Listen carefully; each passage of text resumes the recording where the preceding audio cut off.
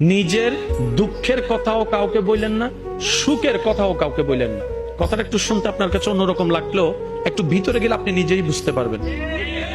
আপনি নিজের মনের দুঃখ কষ্ট সহ্য করতে না পেরে হালকা করার জন্য যাকে বলছেন, মনে রাখবেন আপনি তার কাছে কিন্তু কোনো না কোনো ভাবে একটু ছোট হয়ে যাচ্ছেন। এমনও হতে পারে আপনার দুঃখের সে কথাগুলা আপনার সামনে অভিনয় করে যে আপনাকে বুঝ দিয়েছে, সে পিছনে আপনার সেই দুঃখের কথা নিয়ে হাসি ঠাট্টা করতেও দ্বিধাবোধ করে না, এমন অনেক মানুষ আছে।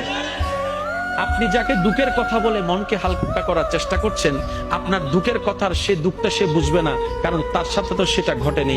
সেজন্য আপনাকে 3 মাস 4 মাস 3 বছর পরও হয়তো আঙ্গুল তুলে দেখাই দিতে পারে, সেই কথাটার কথা দিয়ে খোঁটা দিতে পারে। কথা বলেন ঠিক না? দুঃখের কথাও মানুষকে বলে শান্তি নেই। এবার আপনি বলবেন ভাইয়া সুখের কথা কেন বলবো না? আমি বলি কি ভাই, দুঃখের কথা শোনালে যেরকম মানুষ দাম দেয় না, সুখের কথা শোনালে মানুষ বদনজর লাগাইয়া সেটাও নষ্ট করে দেয়।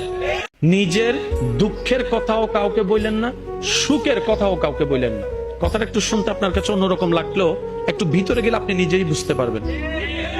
আপনি নিজের মনের দুঃখ কষ্ট সহ্য করতে না পেরে হালকা করার জন্য যাকে বলছেন, মনে রাখবেন আপনি তার কাছে কিন্তু কোনো না কোনো ভাবে একটু ছোট হয়ে যাচ্ছেন। এমনও হতে পারে আপনার দুঃখের সে কথাগুলা আপনার সামনে অভিনয় করে যে আপনাকে বুঝ দিয়েছে, সে পিছনে আপনার সেই দুঃখের কথা নিয়ে হাসি ঠাট্টা করতেও দ্বিধাবোধ করে না, এমন অনেক মানুষ আছে। আপনি যাকে দুঃখের কথা বলে মনকে হালকা করার চেষ্টা করছেন, আপনার দুঃখের কথার সে দুঃখটা সে বুঝবে না, কারণ তার সাথে তো সেটা ঘটেনি। সেজন্য আপনাকে 3 মাস 4 মাস 3 বছর পরও হয়তো আঙ্গুল তুলে দেখাই দিতে পারে, সেই কথাটার কথা দিয়ে খোঁটা দিতে পারে। কথা বলেন ঠিক না?